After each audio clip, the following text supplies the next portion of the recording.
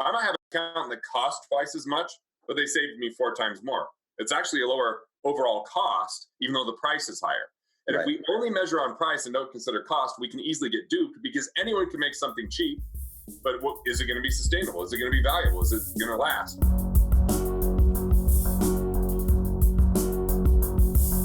Yeah, and there has to be a self-awareness there too, because I love the idea of you talking about productivity, because I know when I came from the traditional world of budgeting prior to Wealth Factory, the onboarding process for Wealth Factory was amazing, not to make it sound like a sales pitch here, but it's like it was really extremely eye-opening for me going through how I was budgeting. It was traditional like mint.com, but there's so many categories and all that. Like even if I just look at health, it's like functional medicine doctor, nutritional supplements, groceries, all these things. I was like, where do I put these? Then you narrowed it down to the idea of productive and protective expenses. So now I'm categorizing things into just 4 categories. But the scarcity mindset, people don't even think about productive and protective. It becomes this thing of, like you said, most wealthy people don't look at purchases just based on price. They look at value and cost. So Yep. you talk about that value-based spending.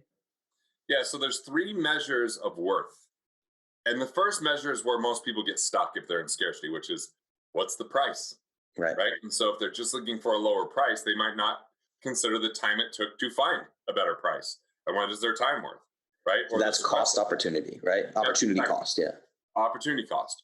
So price is what we pay, but cost is the economic impact, what you're talking about, the opportunity cost. There's something that could be low price and high cost. Yes. I just think of McDonald's as a good example. Yeah, You great get example. low price value menu, high cost with whatever the hell they are putting it in those fries and the pink sludge and whatever all that stuff is. Right. It's crazy how many McDonald's CEOs have had heart attacks too, by the way. I mean, yeah, that's low price, but it's high cost because you're going to pay for it in your health. Sure. And that's going to be in the hospital or lost energy or whatever it might be. So cost is the economic impact. I might have an account that costs twice as much, but they saved me 4 times more. It's actually a lower overall cost, even though the price is higher. And if we only measure on price and don't consider cost, we can easily get duped because anyone can make something cheap, but is it going to be sustainable? Is it going to be valuable? Is it going to last? And I think this is what we can see in retail. There's a lot of people that go jump after something that's on sale for 50% that they didn't want in the first place because they're governed by price. Right. Cost is the economics. And then the third piece is value.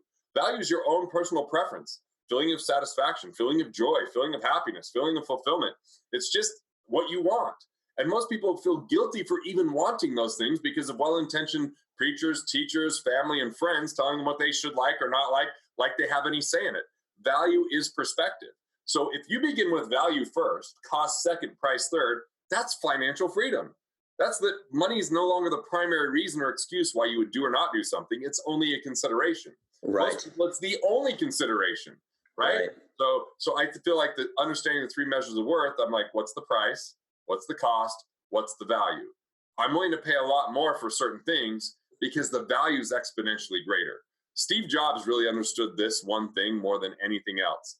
He understood that if he hired amazing people, he could get a 99-to-1 return on them. Now, he might pay them 250% more than other firms were paying employees of the same, title, but he was getting a 99-to-1 return on who they were because he hired the best. But most people hire cheap and they get less. Right. So it's just one example.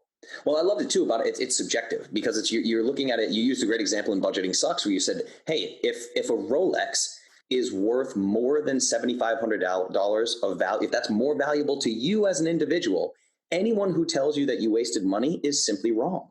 And that's it. It's different for every individual. Like a great example of this is like, I'll do coaching calls with people that are trying to free up time for fitness or whatever. And I'm like, they find out that they think I'm wasteful because they find out that I pay for grocery delivery and I refuse to clean my own house, or that I have an Airbnb and I have someone manage it for me and they take 15% off the top.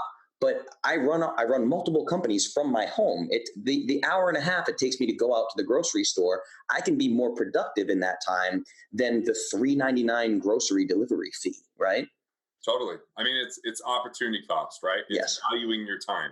It's basically saying, hey, what do you enjoy and what don't you enjoy? And what's going to, here's the thing. This is critical. And this isn't in any of my books yet. This will be in my next book. Okay. But part of what prevents people from being wealthy is escapism. And escapism is when we either first sacrifice for someone else, right? Like they sacrifice themselves, because when we sacrifice for others, it's an excuse for us not to be responsible for ourselves. So why aren't we further ahead? Well, I was raising kids. And because I was sacrificing for my kids, I couldn't do X, Y, and Z, right? Sure. I sacrificed my health because I was starting a business, right? So it's this excuse that people have where they're giving up something that's important because they're saying something else was urgent.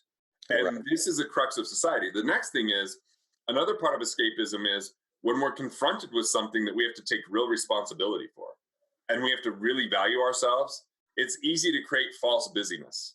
Mm-hmm. Like, I'm busy because I've got to clean the house and mow the lawn and organize the garage. And I'm busy because this new TV series that I've been waiting for just came out. And I'm busy because, I mean, I could just go through the list, right? For me, well, I recognize one of my escapisms was I was listening to sports talk radio in the morning. I don't even watch sports very often. So like, why am I listening? I'm just doing it because I was being lazy and I didn't want to deal with certain things. And so it's a way to tune out. So what did I do differently? I just confronted the things that were confronting me and I dealt with it rather than delaying it. We delay so many things that become excuses and that prevent us from wealth. And they actually invite scarcity. So here's another example. Anytime we're not truly ourselves, let's say you ask me a question. I'm like, well, I don't want to disappoint Justin. I'm just gonna tell him part of the story, right? Mm-hmm. So if I do that, I actually just created another actor in my life that now has to live that lie. Right. And the more actors I create, the more I'm a chameleon, the more exhausted I am trying to hold up these false pretenses, because part of it is we just don't know what people are going to think about us. But what they have to understand, everybody understands we're all human beings, and nobody loves someone that's perfect.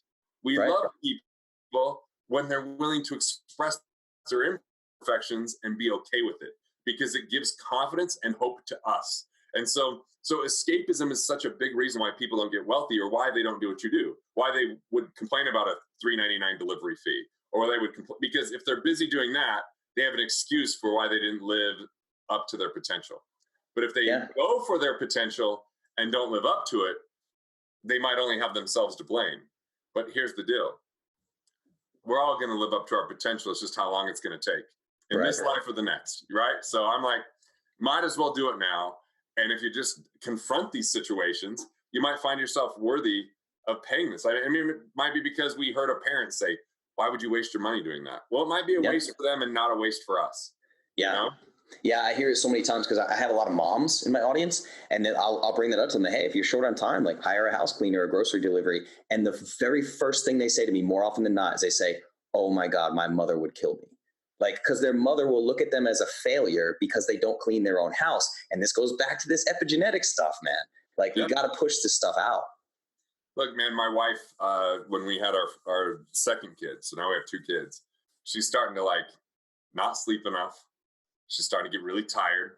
She would take him to the store and it's like 10 times more work. Like, I took him once just myself to see what she's going through. One's hiding in the clothes rack. I can't find where the hell they are.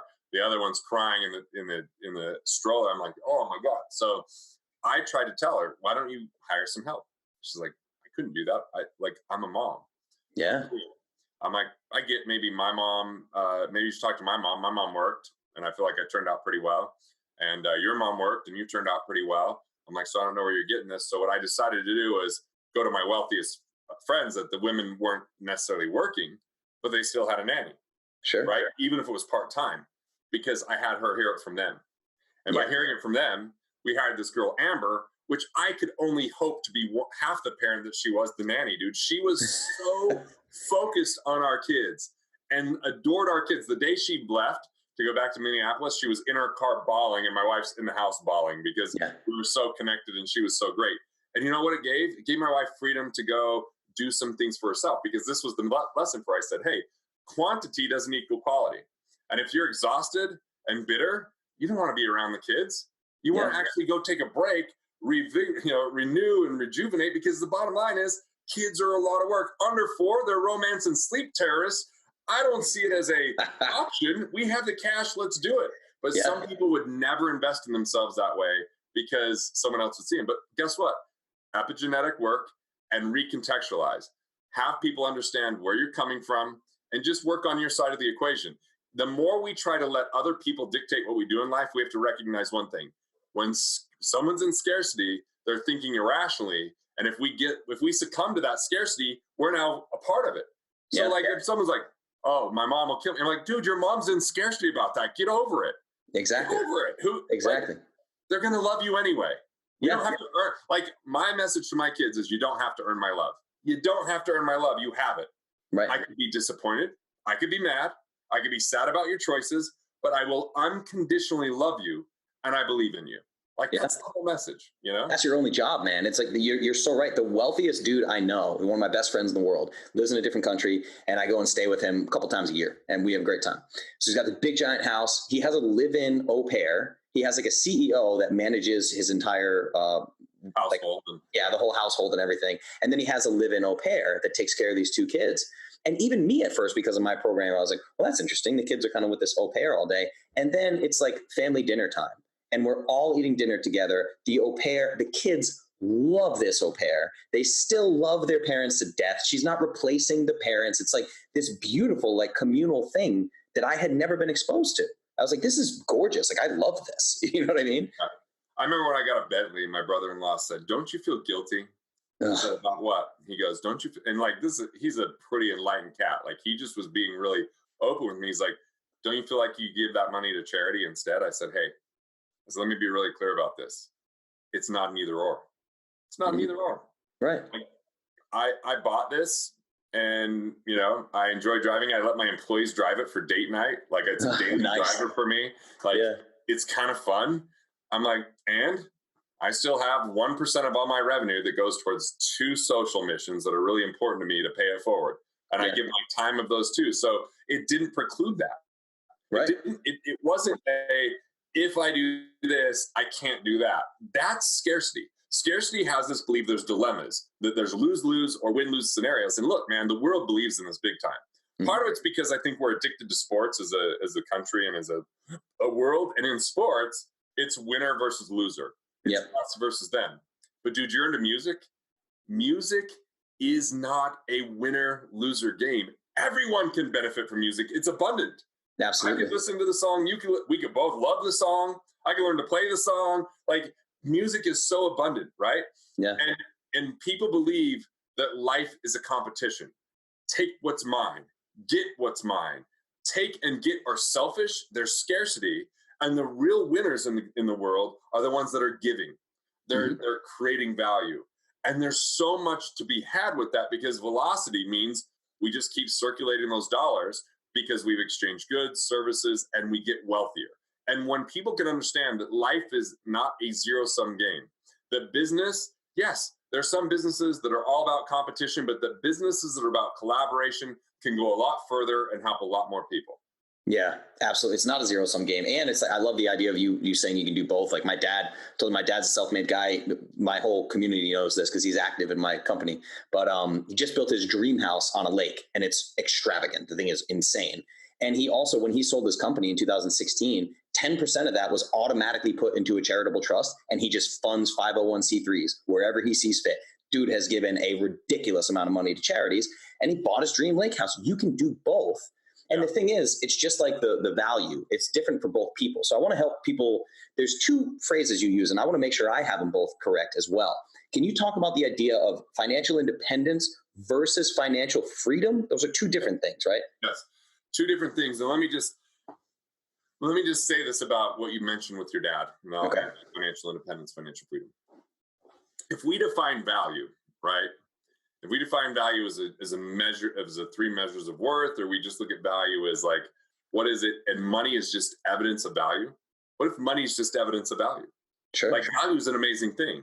If money is merely evidence of value 95% of the time, then people with money have created value. Now, because of cronyism, because of politics, because of abusive capitalism, then we look at the exception to the rule. And then say, I don't want money to ruin me. I want to be a good person. And therefore, I don't want to be rich. And so that kind of notion comes up, but I'm like, wait. When I see someone wealthy, the benefit of the doubt is they've impacted the world in a very positive way. Now, that 5% of people that are doing illegal, deceptive, coercive, abuse, like all those things, they're taking, like, I get they exist, but they're not the rule. The news makes us believe that they are.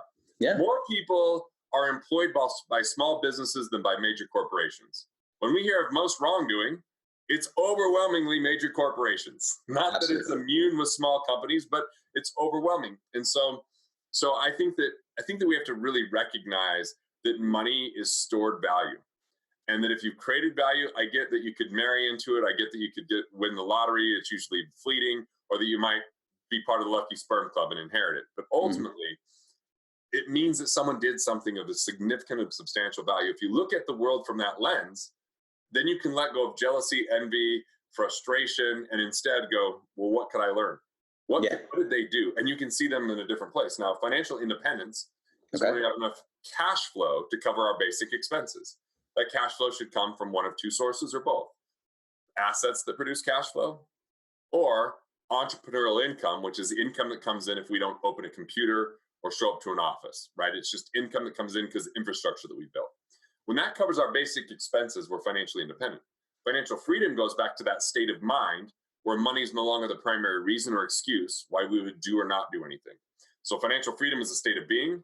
Financial independence is a state of having because of our assets. So they're both just extraordinarily valuable, but people can become financially free like that.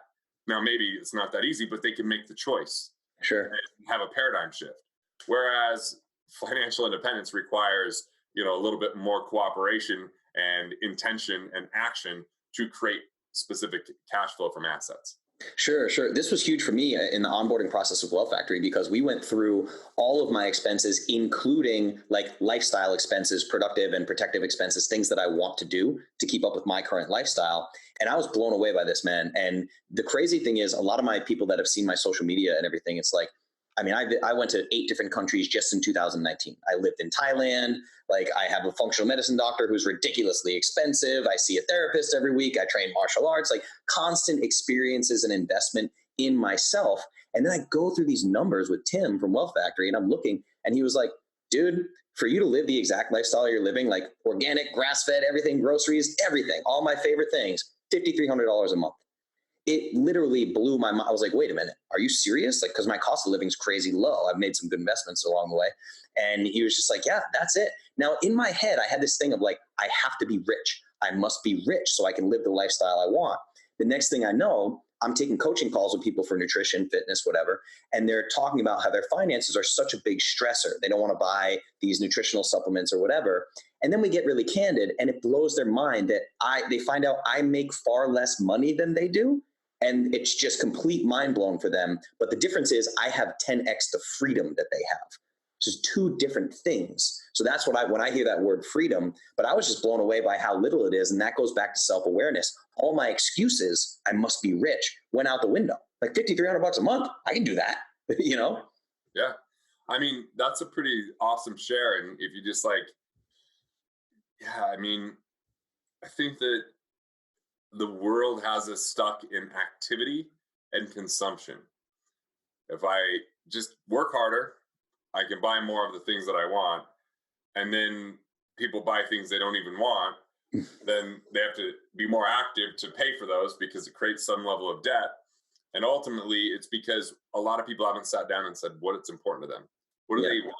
And when I ask that to a lot of people, they go, I want to get out of debt. I'm like, that's not really a want. That's like, okay, you want to, but what got you there in the first place? And if money weren't a concern, what would you do with your life? And a lot of people haven't ever answered that question. And until they answer that question, I think that people just don't feel worthy of spending that money on themselves. Yeah. Like, you feel worthy to spend that money on yourself. Absolutely. Like, I've dealt with this with my wife, like now she hired this awesome guy, Kyle, that he's on Skype and he trains her, tells her what to do in the gym, but then they also do like EFT, emotional freedom technique. And they talk about, overall like she takes pictures of her food, but it's not too constraining, but it's like, that's been a phenomenal thing for her, but she wouldn't spend money even on a gym pass before. And I'm like, Yeah. I'm like, I don't even care. Like, whatever it is. She's like, oh, Right. Pilates is expensive. I'm like, what do you like for us? What? But it's that like worthiness. Like, are you Yeah. willing to invest in yourself? Dude, it's so hard for me to get people to understand the concept that you teach of like make yourself the number one investment. I shared this today in the Clovis Academy, my private Facebook group, because there was a story of a girl, 25-year-old girl who makes 150 grand a year on Fiverr, doing $5 to $15 gigs on Fiverr.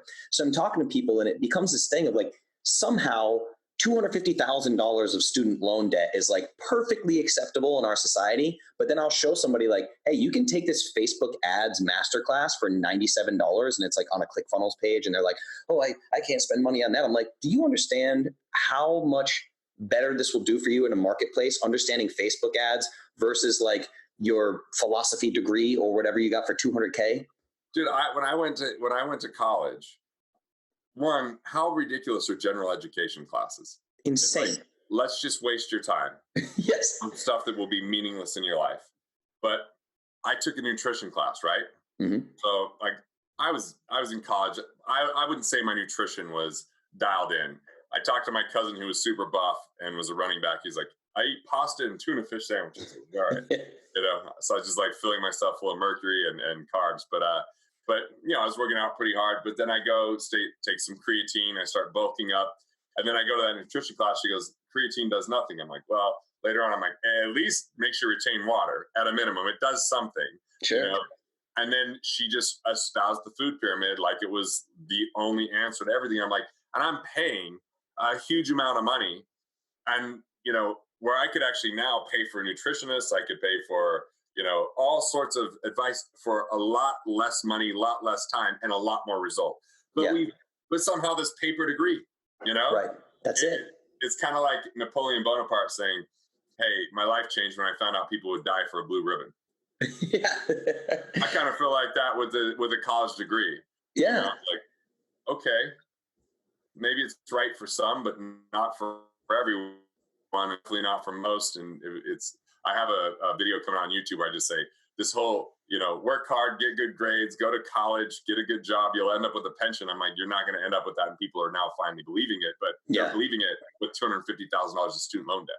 Oh, it's brutal, man. And it's crazy. I went through it being a musician. My bachelor's degree is in songwriting, right? And I'm out here, I invented these products and I do coaching and all this stuff. But at the time, I had probably 4 or 5 years of biochemistry study under my belt from guys like Rob. Rob's like, read this textbook. Like nobody knows biochem like Rob. The dude's brilliant. So I'm like, I'm learning from him, same textbooks, everything. But I knew people wouldn't listen to me. So I went back to school 3 times to get 3 different credentials. And while going through the programs, explained to people how wrong all of this information was and why you're blindly trusting credentials because you don't want to trust a random musician from Nashville who studied biochemistry books by himself in his house. It's just like the value is ridiculously different because I didn't spend the 200 grand. Somehow I don't have the same knowledge. It's staggering. Yeah. And it's funny because I think most of that is it's their own self limitations and self-limiting beliefs when they don't have a degree of some sort. Right. I totally agree, man. It's funny when people are like, well, do you live in New York City? I'm like, no, man, I probably think differently. Like, I had to look at this from a different perspective. They're like, what's your degree? And I'm like, finance. But it did, the thing that helped me was one professor, not my degree. Yeah. The thing that helped me was 26 straight months flying somewhere with a little red memo pad, asking questions and writing questions. And, it's like, there's real world application to that. But I think your message of, you got to be willing to invest in yourself. Like, and you're worthy of it. And I think it's just easier to gamble on someone or something else. And when it doesn't work out, be able to place blame. It's harder to take responsibility. Yeah. Dude, I'm in the money world. I've lost money in real estate before. Sure, I've made money, but I've lost money. I've lost money in oil and gas. I've made and lost money on IPOs. I had a hard money lending fund that didn't do very well. Like, I did all these things because it was outside of my expertise, but it's what everybody was doing.